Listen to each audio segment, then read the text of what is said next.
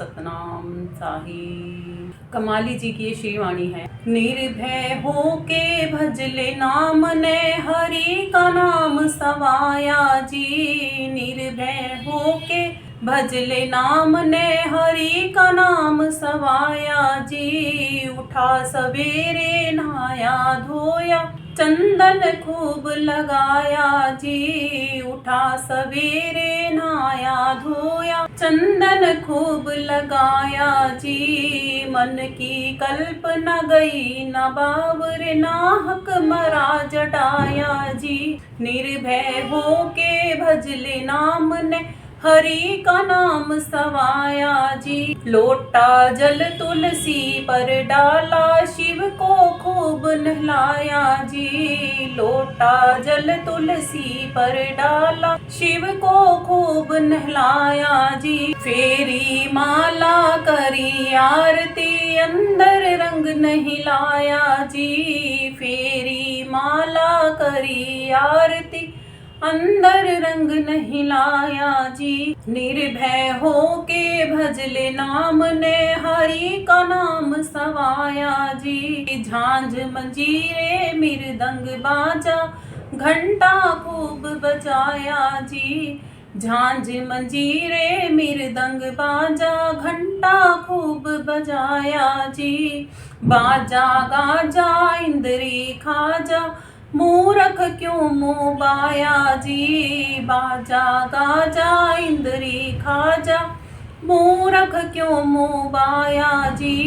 निर्भय हो के भजले नाम ने हरि का नाम सवाया जी। जेठ महीने करी तपस्या धूना खूब लगाया जी। जेठ महीने करी तपस्या धूना खूब लगाया जी। पांचों इंद्रियां फिरे भटकती विरथा गात जलाया जी। पांचों इंद्रियां फिरे भटकती विरथा गात जलाया जी।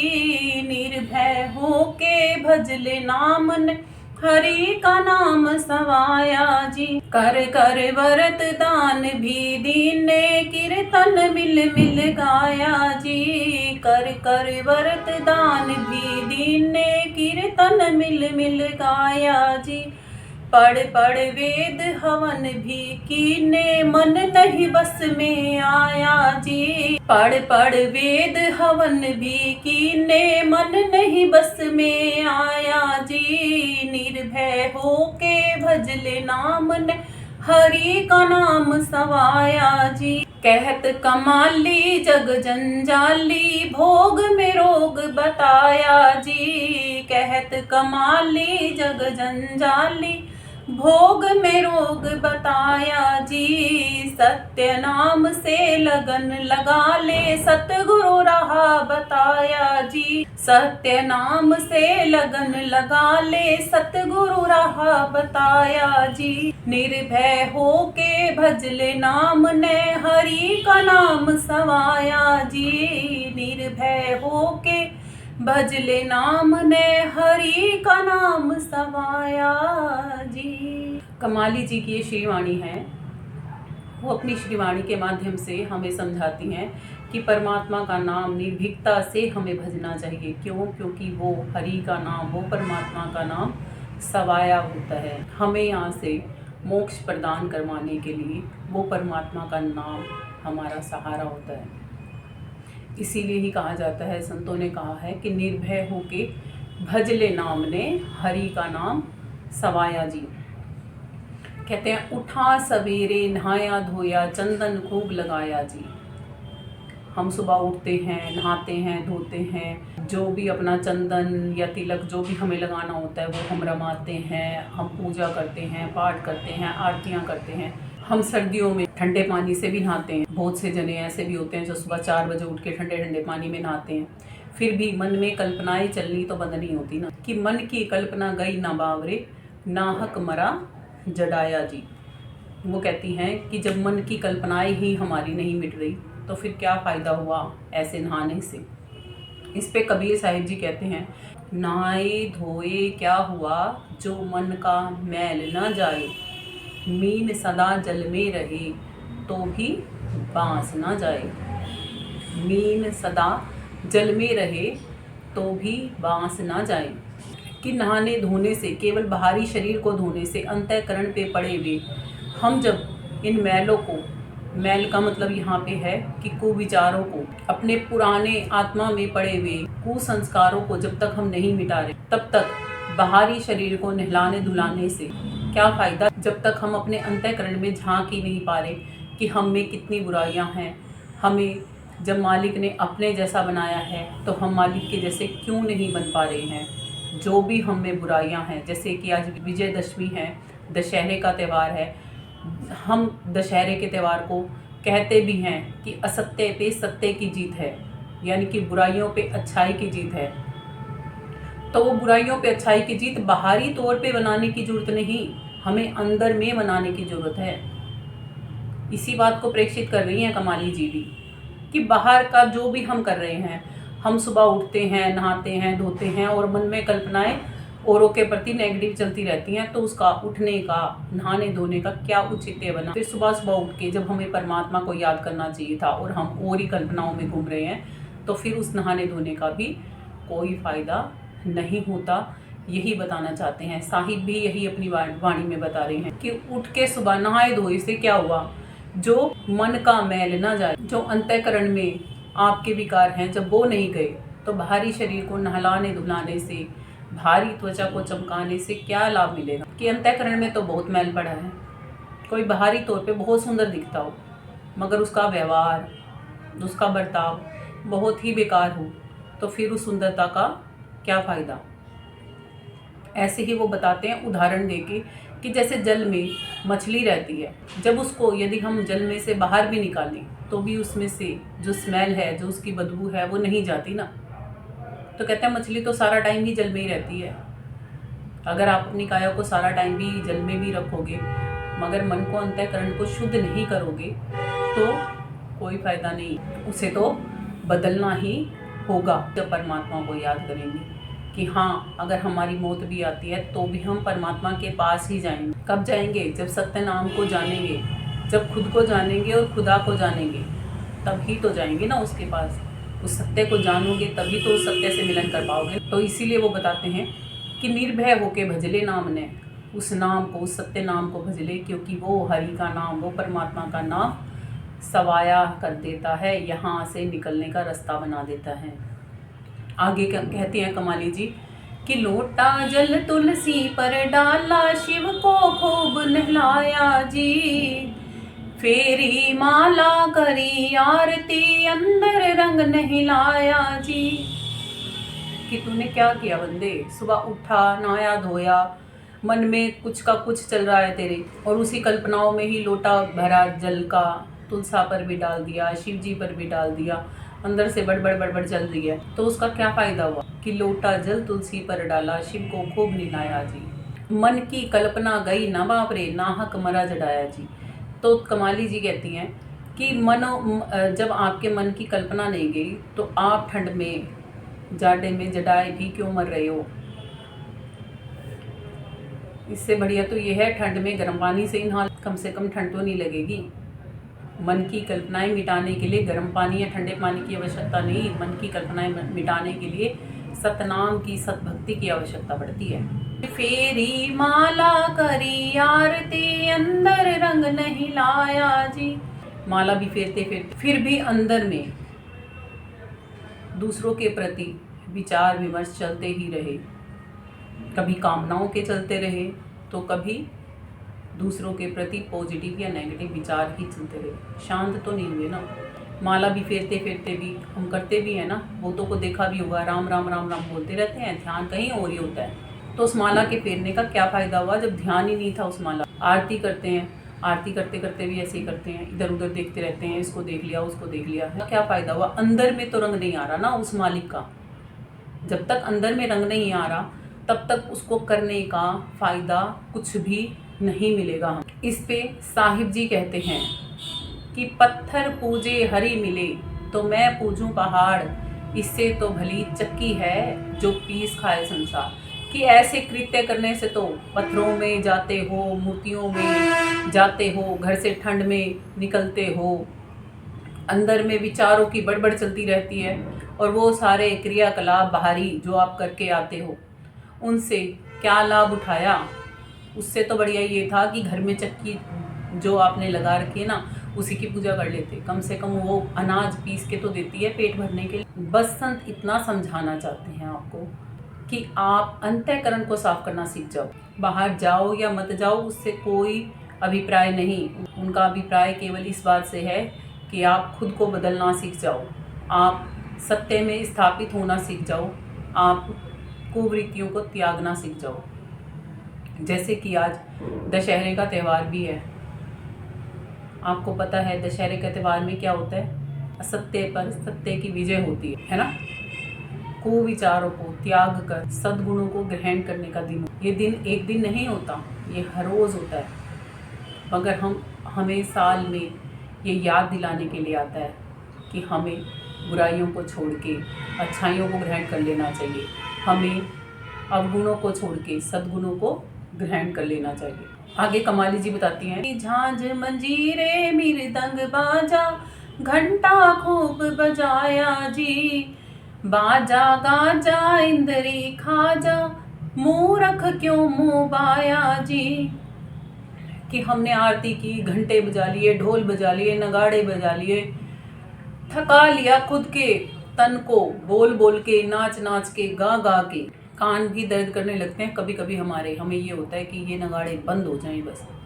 इतना शोर, इतना शोर, इतना शोर कि क्या हुआ उससे। जब हम जाते हैं किसी ऐसी जगहों पर, आके कैसे थके मांदे ऐसे पड़ जाते हैं, हमारे अंदर में एनर्जी ही नहीं रहती कि अभी हम फलां जगह जाके आए, हम तो इतने थक गए बस पूछो मत। कहते हैं अंदर में क्या परिवर्तन हुआ वहाँ पे जाके, क्या कुछ ऐसा लेके आए वहाँ पे जाके कि जिससे कि आपको ये याद आया हो कि आप आत्मा हो, आप परमात्मा की अंश हो, आप अविनाशी हो, आप चैतन्य सत्ता हो, आप सुखों की खान हो, कर्मों के बंधनों में बंधती जा रही हो, छूटने का मार्ग लेके आए क्या? अंदर में रंग लगा के आए क्या? नहीं। इस पे दादू जी कहते हैं, कोई दौड़े द्वारिका कोई काशी को जाए, कोई दौड़े द्वारिका कोई काशी को जाए, कोई मथुरा को चले साहिब हैं घटमाही, कोई मथुरा को चले साहिब हैं घटमाही।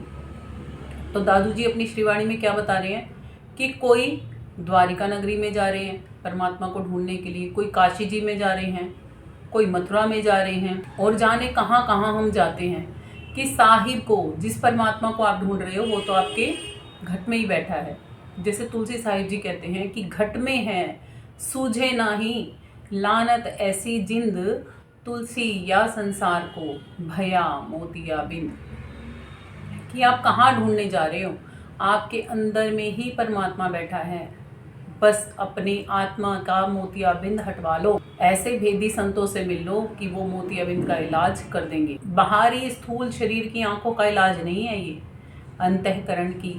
अंतःकरण पे पड़े इन मैलों की, भ्रमों की मैल को उतारने का कार्य करते हैं संतजन। जो हमारे अंतःकरण में कर्म भरम सब इकट्ठे कर रखे हैं ना, उनको हटाने का कार्य करते हैं संतजन।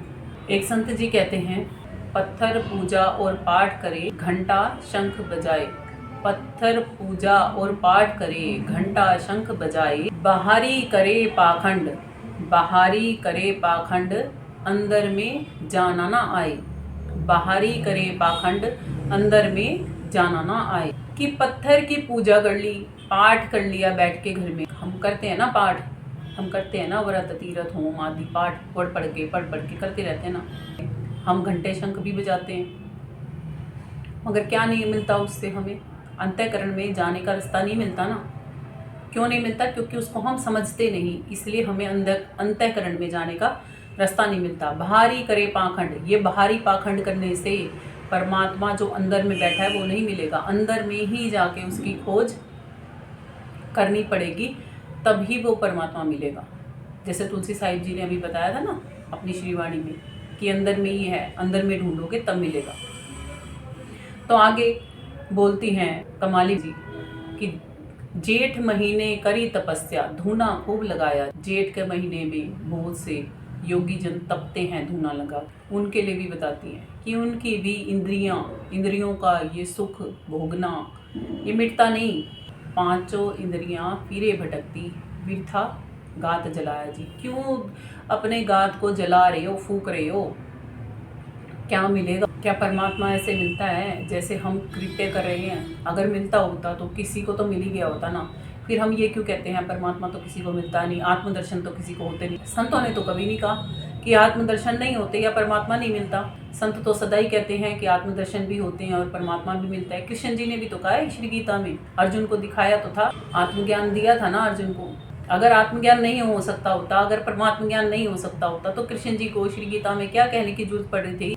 हम ये सोचते ही नहीं। आके कमाली जी कहती हैं कि कर कर वरत दान भी दीने, कीर्तन मिल मिल गाया जी। पढ़ पढ़ वेद हवन भी कीने, मन नहीं वश में आया जी। कि पढ़ पढ़ कर पत्थर भये, लिख लिख कर भये ईंट, कहें कबीर सतनाम की लगी ना एक भी छींट। कि हमने वेदों को, पुराणों को केवल पढ़ा, समझा नहीं, कीर्तन मिल मिल के गा लिया। भजन हम गाते हैं ना सब जने, जैसे आज अभी आपको भी भजन गा के सुनाया ना। केवल भजन को गा लेने मात्र से ही यदि कार्य हो जाता कंप्लीट, तो भजन का आगे खुलासा नहीं कर रहे होते ना। भजन का खुलासा क्यों किया जा रहा है? ये इसीलिए किया जा रहा है ताकि आपको ये भजन समझ में आ सके कि ये भजन कह रहा है हमें। कमाली जी हमें क्या समझाना चाह रही हैं, ताकि हमें ये बातें समझ में आ सके। इस भजन का मतलब क्या है ये हमें समझ में आ सके, इसीलिए तो हम इसका खुलासा कर रहे हैं। तो कबीर साहिब जी कहते हैं कि पढ़ पढ़ कर पत्थर बहे, लिख लिख कर भये ईंट, कहें कबीर सतनाम की लगी ना एक भी छींट। और कमाली जी भी कहती हैं कि कर कर वरत दान भी दीने, कीर्तन मिल मिल गाया जी। पढ़ पढ़ वेद हवन भी कीने, मन नहीं वश में आया जी। कि ये मन वश में नहीं आ रहा हमारे, हमने क्या कुछ नहीं कर लिया, फिर भी हम कहते हैं मेरा मन नहीं लग रहा। क्यों है हम मन के गुलाम? हम आत्मा आज़ाद बनाए हैं मालिक ने। साहिब भी यही कह रहे हैं, यदि सतनाम को जान लेते तो मन वश पे आ सकता था, मन पे कंट्रोल लग सकता था। मन बेलगाम घोड़े की तरह हमको दौड़ाता रहता है। यदि आत्मा को उस पे लगाम लगाने आ जाए तो वो बस में आ सकता है। कहते हैं असील तुरंग को क्या फेरे, अवतर फेरे सौभागी है। जग भव का गावना की गावे, अनुभव गावे सोरागी है। ये भी कबीर साहिब जी की श्रीवाणी है। वो कहते हैं सदे सदाए घोड़े को क्या साधोगे, असील तुरंग को क्या फेरे, अवतर फेरे सौभागी है। जो बिगड़ेल घोड़ा है उसको साध के दिखाओ तो पता चले। और जग भव का गावना की गावे, अगर दूसरों के बारे में ही, दूसरों की ही बातें करके सुनाया तो क्या सुनाया, अपना अनुभव सुनाओ तो पता चले कि आप अनुरागी हो, आप प्रेमी हो परमात्मा के। हमें जब संतों की शरण मिलती है तब हम इतने बदल जाते हैं, इतने बदल जाते हैं। संत हमें कैसे बदल देते हैं हमें पता भी नहीं चलता। बस ये पता चलता है कि हाँ हम बदलते जा रहे हैं। पहले जो हम क्रोध करते थे, पहले जो हम मोह में ग्रसित रहते थे, पहले जो हम कामनाएं करते रहते थे, ये हो मेरे पास, वो हो मेरे पास, ये नहीं मिला मुझे, वो नहीं मिला मुझे, हर चीज से शांति, सुकून, आनंद मिलने लग जाता है हमें। भागम भाग खत्म हो जाती है, स्थिरता आने लगती है। वो ठहराव हमारी पहचान है जिसे हम भूल गए थे, वो आने लगता है हमारे जीवन में और हम बहुत शांत महसूस करते हैं। मैं भी पहले ऐसे ही बहुत ज़्यादा बेचैन और बहुत ज़्यादा अशांत रहती। जब हम संतों का संग करते हैं तब हमें खुद में झांकना आता है और एकदम से नहीं आता, धीरे धीरे आता। साहिब कहते हैं धीरे धीरे रे मना, धीरे सब कुछ होए, माली सींचे सो घड़ा, ऋतु आए फल होए। कि धीरे धीरे ही सही परिवर्तन तो होने लगा, इतना बदल जाना है कि संत ही बन जाना। धीरे धीरे जब हम सत्य के पथ पे चलते जाएंगे और अपने अंदर में झांकना हम सीखते जाएंगे, फिर हम जब अपने अंतःकरण में झांकते जाएंगे कि हाँ आज ये हुआ मुझसे, ये कल से नहीं करना, धीरे धीरे खुद का आकलन खुद से हम करने लगेंगे। और जब हम खुद का आकलन खुद से करने लगेंगे तो एक दिन हम पूर्णतः बदल जाएंगे। आगे क्या बताती हैं कमाली जी? कहत कमाली जग जंजाली, भोग में रोग बताया जी, सत्य नाम से लगन लगा ले, सतगुरु रहा बताया जी। कहते हैं भोग में ही रोग है। कौन से भोग में रोग है? सभी भोगों में रोग है। तो अब क्या भोग भोगने बंद कर दें? नहीं। सत्य नाम की बूटी जब हम ले लेते हैं, जैसे सर्प काट लेता है तो जहर मोरा लगाने से डंस उतर जाता ना, ऐसे ही हमें इन विकारों की दुनिया से निकलने के लिए सतनाम की बूटी लेनी पड़ती है। इस पर साहिब जी कहते हैं कि तीरथ गए फल एक है, संत मिले फल चार, सतगुरु मिले अनेक फल, कहें कबीर विचार। कि तीर्थ में जाओ, एक कामना के लिए जाते हो तो वो कामना पूरी हो जाती है। संत मिलते हैं फल चार, धर्म अर्थ काम और मोक्ष, ये संतों के मिलने से हमें मिलता है। और सतगुरु मिले अनेक फल, सतगुरु जब हमें मिलते हैं तो वो लोक भी लहा देते हैं और परलोक भी निभा देते हैं। तो अनेक फल होते हैं सतगुरु के मिलने के। कबीर साहिब जी इसी को ही कहते हैं कि मैं विचार करके तुम्हें ये बात बता रहा हूँ, लोगों समझो। कमाली जी भी यही कहती हैं कि जगत जंजाली है ये, इस जगत में कितना भी फंसते रहो, इस काया के लिए कितना भी जीते रहो, फिर भी आखिरकार में बंधन ही मिलेगा। तो इससे बंधनों से छूटने के लिए इन भोगों वाली दुनिया को छोड़ के, रोगों ग्रसित होना छोड़ के परमात्मा में लगन लगाओ। नाम से लगन लगा ले, सतगुरु राह बताया जी। कमाली जी कहती हैं मुझे तो सतगुरु ने यही राह बताई है कि भोगों रोगों से बचने के लिए कल्पनाओं में जीना छोड़ के, कर्म और भ्रमों में जीना छोड़ के, गुरु के सच्चे नाम को जान के सतभक्ति कमाना शुरू करना चाहिए। सतगुरु के सत्य ज्ञान उपदेश और सूरज शब्द योग को नित्य करना चाहिए, ताकि हम परमात्मा को प्राप्त हो सकें, हमें आत्मज्ञान मिल सके, हम परमात्मा ज्ञान पा सकें और सदा सदा के लिए आवागमन के चक्रव्यूह को काट के मुक्त हो सके। प्रेम से बोलिए सतगुरु साहिब जी की जय हो। सतनाम साहिब।